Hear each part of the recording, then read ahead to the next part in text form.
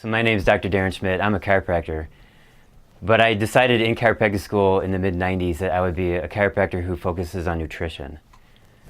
And there was just a few experiences I had in school when I realized that nutrition was the foundation of health. So I decided I'll be a chiropractor who focuses on nutrition, but I didn't really know how to apply it. And I've always been holistic. I had ideas and thoughts when I was like under the age of 10, when I knew that I think differently than everybody else. I actually grew up on a conventional farm. And there was a time when I got poisoned by parathion, which is, a horrible herbicide. And it put me to sleep for 20 minutes. But there was a time when I think I was about 6 years old, when my dad was in the office and his brother came in and he said, my uncle said, "Hey, I just inspected that field of potatoes, and the potato beetle larvae are this big," and he takes a paper and pencil and he puts a dot on the paper and he shows it to my dad, and my dad pushed himself away from the desk and he throws his fist in the air and he starts swearing, and he said, "I just sprayed that field last week." And I witnessed this and I thought, okay, so something's not right here. But it wasn't until later when I got the formulations down of English when I realized, okay, they're using poisonous chemicals to fight against Mother Nature in the fields, and then that's what we're doing with medicine. We're using poisonous chemicals to fight against Mother Nature, our bodies, right? And so instead of working with Mother Nature and then healing our bodies and actually improving our health, and then symptoms go away that way. So that's sort of like the beginning, and decided to go to chiropractic school. I graduated in 97. I started doing nutrition in 98. So I call it hardcore holistic nutrition since 1998. And the idea is, how much good can we do with nutrition, diet, supplements? And I keep learning every year. Every week, there's some new frontier that we've surpassed and figured out, like, okay, we can help this and we can help this. But what really got me going on what we'll talk about today is the fact that in October of 2015, I started getting heart palpitations, and they were pounding heart palpitations.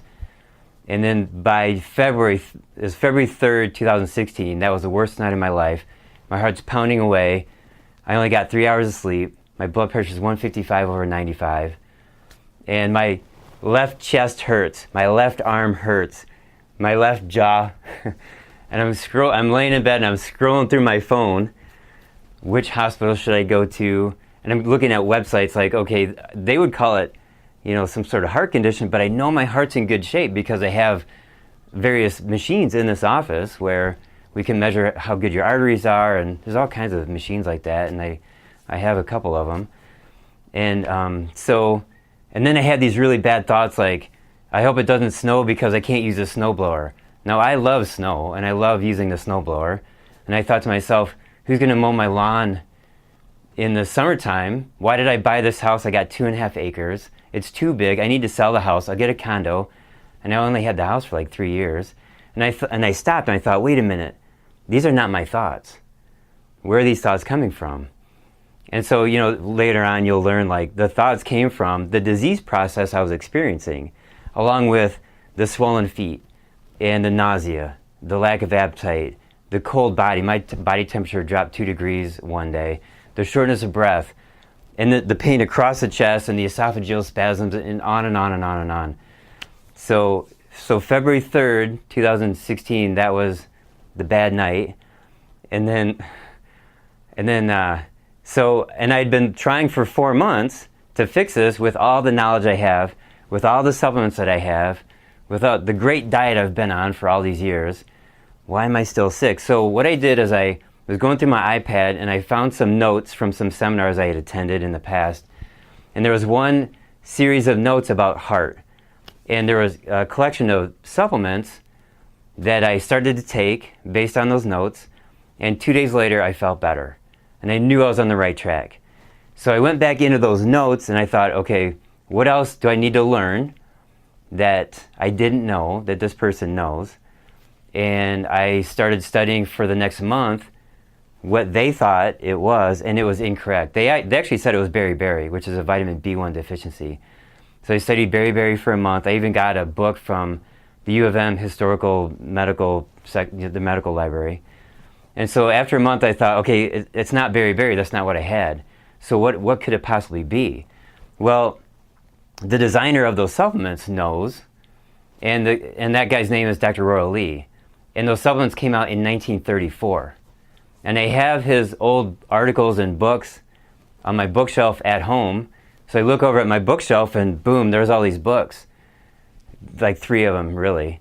So I pull one out and I start flipping through it, and I'm pouring through these articles and these paragraphs trying to figure out, like, what does he say about heart circulation?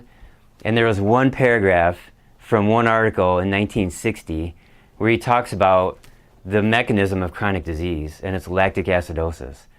And I mean, I can draw it out, but the point is, it was so. And I started studying other doctors of the same time, the godfathers of medicine, Dr. Otto Warburg and Henry Harrower are my 2 favorites, besides Dr. Royal Lee. But I've seen this in other doctors too. Dr. Abram Hoffer, who came a little bit later, he's a holistic psychiatrist. And Adele Davis, holistic nutritionist, dietitian, more like in the 70s. But I've seen it scattered throughout these various books and articles, really between 1920 and 1960. So all those doctors were trying to fix the mechanism of chronic disease, lactic acidosis. And they had different theories throughout those decades as to what fixes it, but what they were missing was fixing the cause. So now we know, in this era, the causes would be mold, heavy metals, chemicals, sugar, obviously sugar, and hidden infections, like maybe a bad root canal, or maybe there's some hidden subtle subclinical infections, maybe causing asthma or dysbiosis, meaning the unbalanced gut flora causing intestinal problems. So it's mold, metals, chemicals, and then hidden infections. So going back to that era, I'm going back to February of last year. I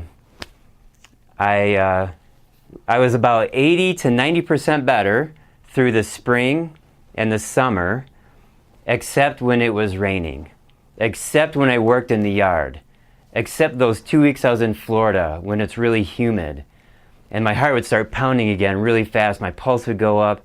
There was one day, Saturday, I was working in the yard, and I was just really exhausted, and I came in the house, and I measured my pulse. It was 140. I took a shower, and now it's 135. You know, the pulse is supposed to drop almost back to normal within a few minutes. It took a day and a half for my pulse to get down below 80, and normally it's like, you know, in the 60s. So just another concern, like, okay, what's really going on?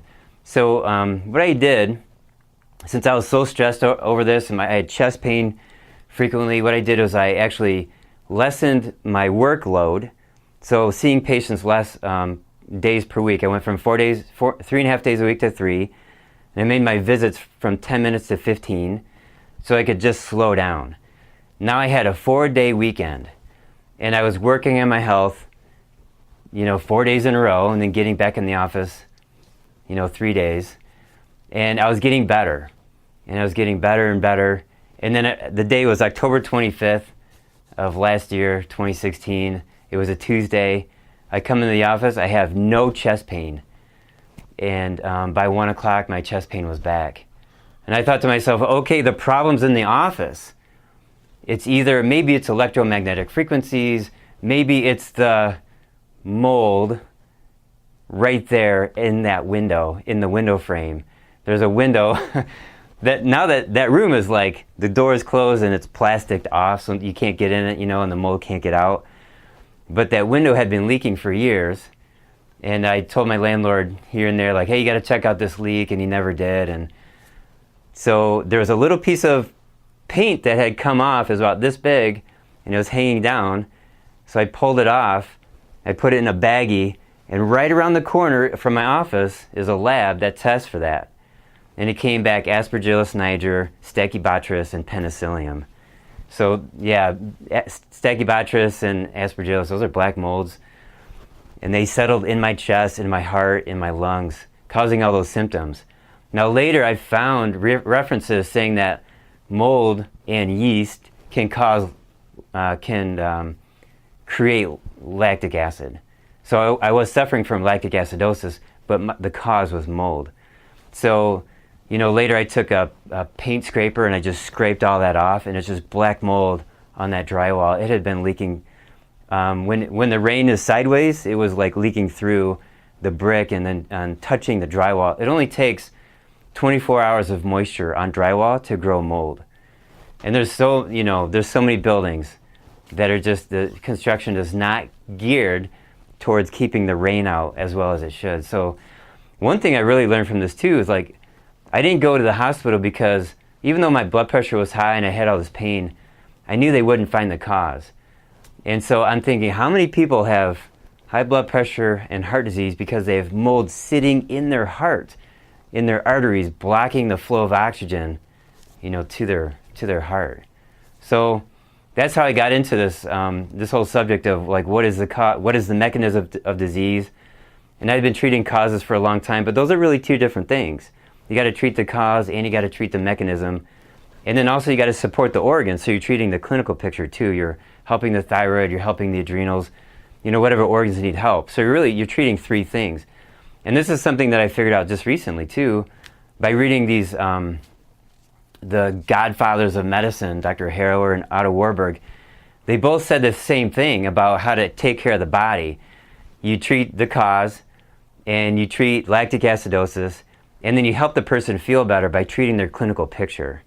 So really it's three things, to get somebody well. Well, I mean, the statistics show that diabetes and obesity have grown at this very high rate. And my observation is this: there's two factors when it comes to food. One is the quality of the food, and the other one is the quantity. So there's people, let me give you an example. There might be a person who buys 6 cupcakes and eats, 6 in 6 days at the regular grocery store, and then they go to like Whole Foods or Trader Joe's or some other higher quality grocery store, and they buy 6 cupcakes there.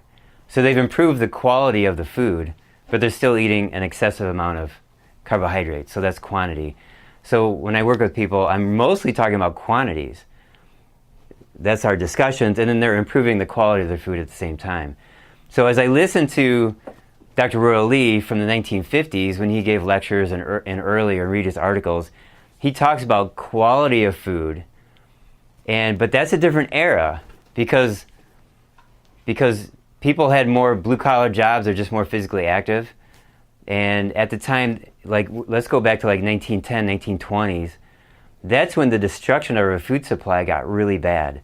So for the first time on a mass scale, grain was being bleached and milled to be white, to get rid of the oil that's in the germ of the wheat berry. You follow me on this? So if you open up that wheat berry and you expose the oil to air, it'll be rancid within 3 days. So the best thing you do for bread is you have your own grain and you have your own little mill, and you do it on your kitchen table, and you make bread from it and you eat it within 3 days. That's true with cereal too. Back in the era of Dr. Kellogg in Battle Creek, Michigan, his cereal was a prescription and it lasted 3 days on the shelf. But then the refining process became like a large scale, and people started getting really sick, and all the nutrients were stripped from the grains, and then berry just like went through the roof and all these diseases, and it got really bad during the Great Depression because there were families that couldn't afford any vegetables or meat, so they're eating grains, and it's all refined, and there's no B1 added, there's no nutrients added whatsoever. So there's accounts of kids who are 8, 9, 10 years old, and they have horrible chest pain, and they're having like heart attack symptoms. Well, it's their diet. They're deficient in the B vitamins. So really the epidemic of obesity and diabetes starts back then. Now there's a guy named Dr. Wiley. 1906, he got a law passed, the Food Act, the Pure Food Act is what it was. And he was saying, if you're going to transport food from one state to another, it's going to be regulated by the government, and it has to meet the qualifications and definition of food. It has to sustain life, being part of the definition, and repair tissue and provide energy. So he's stopping these big railroad cars filled with white flour because they don't sustain life. They don't repair tissue. They do give you energy, but that's only one of the three things that it does. So Dr. Wiley was taken to court, and it went to the U.S. Supreme Court in 1918, and he won.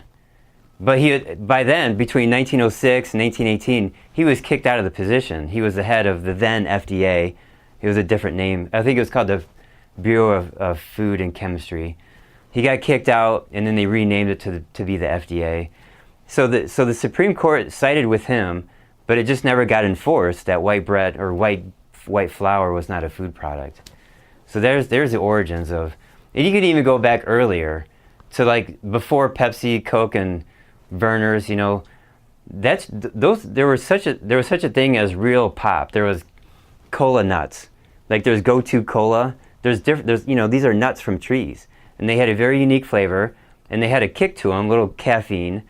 So the traditional use of these nuts was a drink, and then in the late 1800s they converted that into a commercial enterprise, and they added sugar to it and a little cocaine too. But the point is, the junk food era really started around 1880, and then Tootsie Rolls were 1895, and then the first heart attacks were around 1910. And there was a guy named Dr. White he got famous by traveling the country, and somebody would say, hey, I heard that so-and-so had a heart attack or something happened. So Dr. White would travel there, and he would take notes, take a history, and they would say, yeah, I heard that somebody else had a heart attack over there. He would travel the country taking notes on what a heart attack was because it was so rare. And then he gave a presentation for the American Medical Association, and he basically got, people hated him. The doctors hated him because they saw this coming, and they didn't have any solutions. So that's how it goes. It takes 30 years to really destroy your heart. So if you started eating junk food in 1880 or 1890, and now you have a heart attack in 1910, that's the amount of time we're looking at. Okay, now, but the whole point here is that heart attacks, cardiovascular disease, diabetes, cancer, chronic fatigue syndrome, fibromyalgia, all these chronic diseases are all the same mechanism. And this is the brilliance of the doctors they figured this out 80 years ago. And then I was forced to learn this because I had my own condition. Now, I love going to seminars, and I've been in practice 20 years. And even before that, I went to seminars all the time in college just because I thought it was cool and fun. But nobody's ever talked about lactic acidosis. And I don't think anybody knows this. So nobody knows this. So, and I talked to a woman who was a nutrition speaker in the 1970s, and she was quite popular then, and she traveled the country. I called her up on the phone last year, and I said, hey, have you heard of this? I explained it to her, and she said no. All that information died in the 60s, in 1961 and earlier. And there's reasons behind that. I don't want to get into that, but so I think I want to say the term last man standing was Dr. Royal Lee. He died in 1967, but in 1961 he had a Supreme Court case that he lost, and he was forced to never speak on nutrition or write about nutrition again, and especially about his company. He had a nutritional supplement company. So when he died in 67, that information went with him. But luckily he wrote it down. And he did a flurry of articles between 1958 and 1961. And that compiles this one book that I read. So what he was doing was he was really giving us the best information for the previous 100 years. We're talking from 1850 forward. He highlighted the most important data on healing the body. So, and the language was different. I mean, we're talking, it's English, but the way that they wrote back then was just, off enough compared to what we do now that I really had to wrestle with it and use a dictionary and make sure I understood all the words that he was saying, and had to really think about it. But yeah, there was that one time when I read that one paragraph about lactic acidosis, and I thought, man, this is me. He's writing this about me. And then I read it again, and then I had to take a break, and then I read it again, Then I ran around the house a few times because I was all excited, and I was like, this is chronic illness. And I read it a fourth time. I was like, oh my God, I just figured it out. This is it right here. So now that's a year and a half ago at this stage, when, you know, at this filming.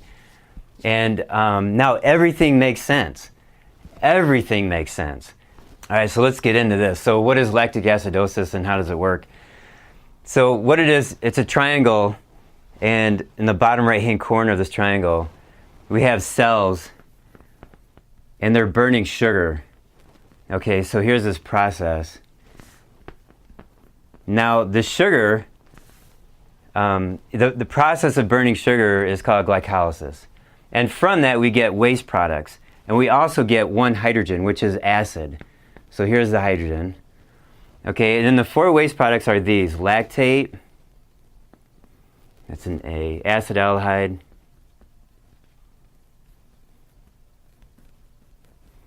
ethanol, which is alcohol, and then acetate. Okay, now the liver has to take care of these four things, and it turns lactate into sugar again. Now in the body, or in physiology, it's called pyruvate. That's the sugar. But back in the 1920s, they called it lactic acidosis. They called it lactic acid, which this isn't even acidic, but they knew there was an acidic component to it. So that's over here, but they didn't know that in the 1920s. But they called it lactic acidosis. Now Dr. Abram Hoffer, the psychiatrist, he called it the sugar disease. And then there's a husband and wife team. They described this in 1948. They got the Nobel Prize for it. Their last name was Corey. So it's called the Corey cycle. It's called the lactic acid cycle.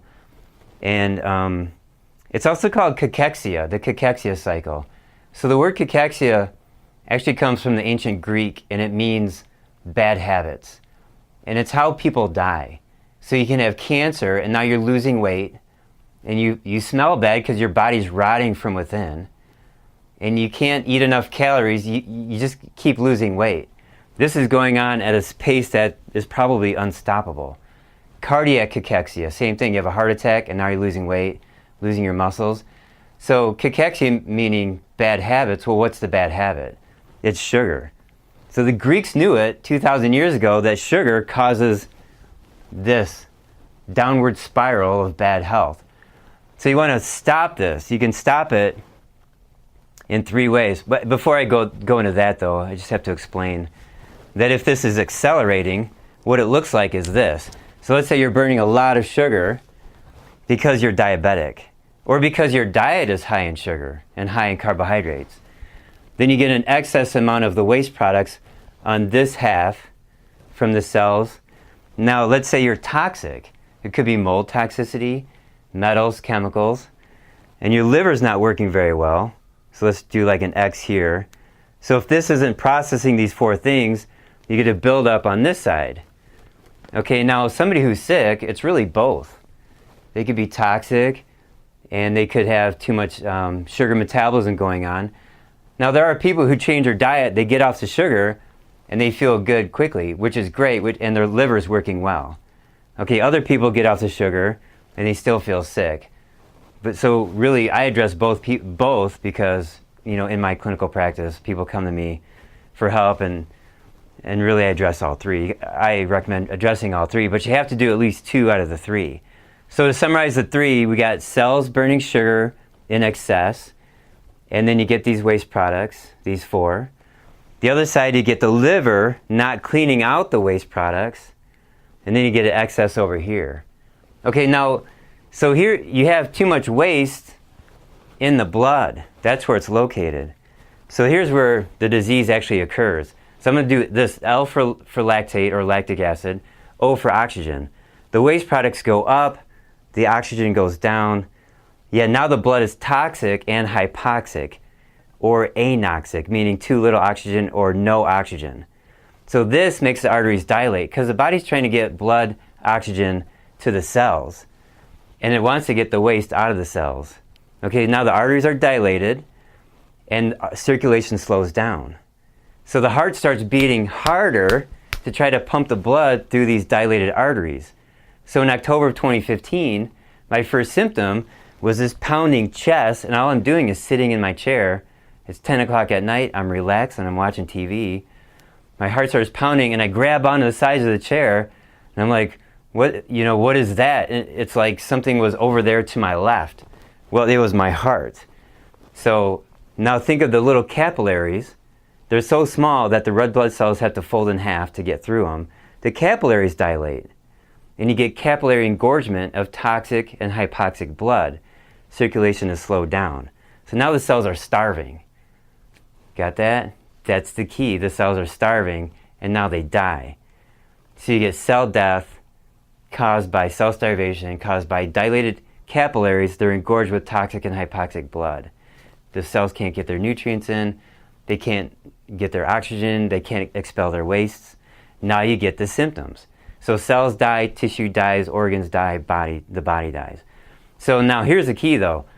You can have a certain kind of cell starve for 5 or 6 hours, or other cells die, they starve and then they die immediately. Here's the key. The heart is always pumping. It always needs oxygen. So the moment it doesn't get enough oxygen, then those cells die. And what happens when muscle cells die? Rigor mortis. So a dead body turns stiff within an hour. So you have the heart muscle dying. You could have just a little bit of the heart muscle dying, and that part tightens up.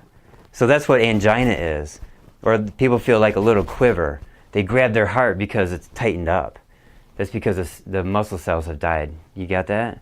So if the heart muscles are starving of oxygen and they're toxic, they'll die and they'll tighten up.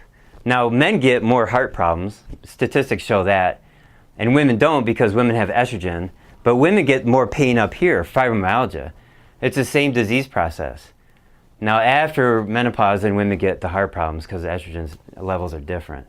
One of my symptoms also was nausea and shortness of breath. So I know my diaphragm was tightening up and my stomach was tightening up and the ribs, the muscles between the ribs were tightening up. So it's harder for me to get a breath in. And one of the other symptoms is a deep ache in the calf muscles. It's not just a cramp, it's a deep ache in the calf. Okay, so now that's the heart and that's muscles. But what about skin? Or what about brain? So those are different tissues. They can starve for much longer than a heart or a muscle cell. And Otto Warburg figured this out in the 1930s actually. And what he said was what happens with brain or other types of tissue is that they starve, and 5 hours go by, 6 hours go by, and what they do now is that the cell itself converts into lactic acidosis, and it ferments lactate. You have an excess amount of this in the blood, and then the brain cell uses this as its fuel instead of sugar or instead of fat, meaning ketones. This is an alternate fuel source, and this means you have disease going on. Okay, so now you have these brain cells or whatever other cells, they're fermenting lactate, and that is very similar to what our cells did 2 billion years ago when there was cesspools of unicellular or multicellular organisms.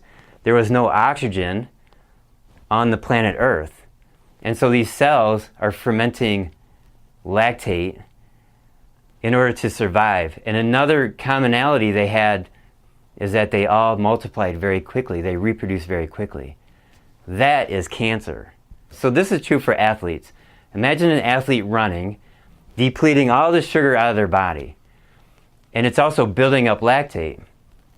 So this muscles start using lactate. That's normal.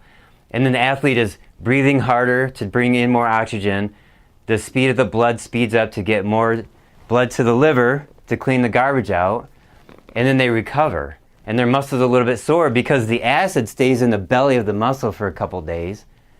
Or if they're more conditioned, it would stay in the muscle for a couple hours. Okay, but a non-conditioned athlete, they might be sore for 3 days.